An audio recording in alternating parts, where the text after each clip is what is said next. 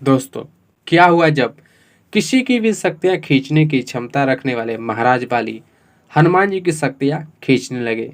दोस्तों, ये वही बाली है जो महाप्रतापी रावण को भी अपने भुजाओं में 6 महीने दबाए हुए थे।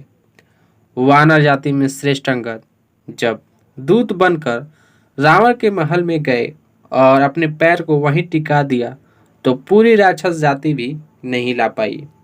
यहाँ तक कि इंद्र को जीतने वाले मेघनाथ भी अंगद के पैर को हिलाने में असमर्थ रहे। दोस्तों, यह अंगद कोई और नहीं बल्कि उसी बाली के पुत्र हैं।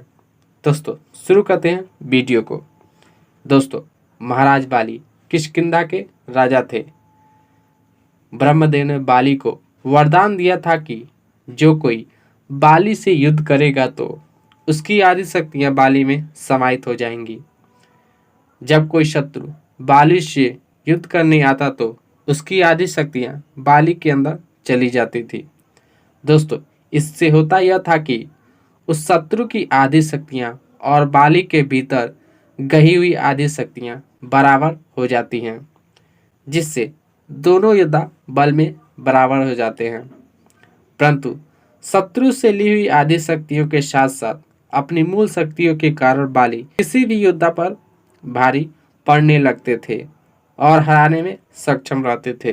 दोस्तों, इसी वजह से बाली को अपने बल पर घमंड हो गया और उन्होंने हनुमान जी को ही चुनौती दे दिया। न चाहते हुए भी हनुमान जी को बाली के चुनौती को स्वीकार करना पड़ा। दोस्तों, अगले दिन हनुमान जी और बाली में युद्ध होने वाला था।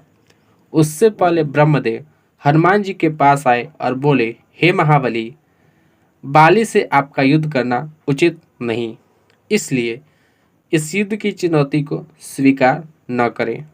तब हनुमान जी ने कहा, चुनौती मैंने नहीं दिया है बल्कि महाराज बाली ने मुझे युद्ध की चुनौती दिया है। अगर मैं इस चुनौती को स्वीकार नहीं करता हूं तो ये मेरे प्रभु का अपमान होगा, इसलिए मैं युद्ध करने अवश्य जाऊंगा। तब ब्रह्मा जी ने कहा, ठीक है, अगर आप युद्ध करने जाना चाहते हैं तो अपनी पूरी शक्तियों का केवल 10वां भाग ही लेकर जाएंगे।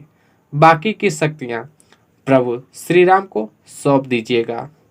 हनुमान जी ने ब्रह्मदेव की बात मान गए और युद्ध के लिए जाने से पहले ठीक ऐसा ही किया। उन्होंने अपनी सारी शक्तियां श्री राम को सौंप दी और केवल 10वां भाग लेकर युद्ध करने गए। दोस्तों, जैसे ही हनुमान जी और बाली युद्ध के उद्देश्य से आमने सामने खड़े हुए, वैसे ही हनुमान जी की आधी शक्तियां बाली के भीतर जाने लगी। बाली को ऐसा प्रतीत हो रहा था कि कितनी अथाह शक्तियां उसके भीतर समा गई हैं। कुछ देर बाद उसके रक्त का संचार बढ़ने लगा और ऐसा लग रहा था कि मानो उसकी सारी नसें फट जाएंगी।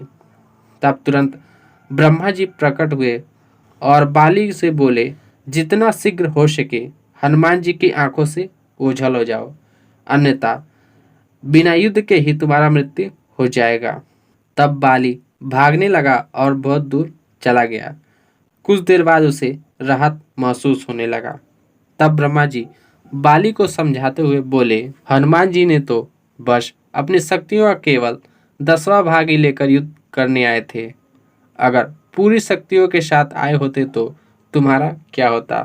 तब बाली को अपनी गलतियों का एहसास हुआ और उसने हनुमान जी से क्षमा मांगते हुए बोला, महाबली, आपके शक्तियों के आगे कोई नहीं टिक सकता।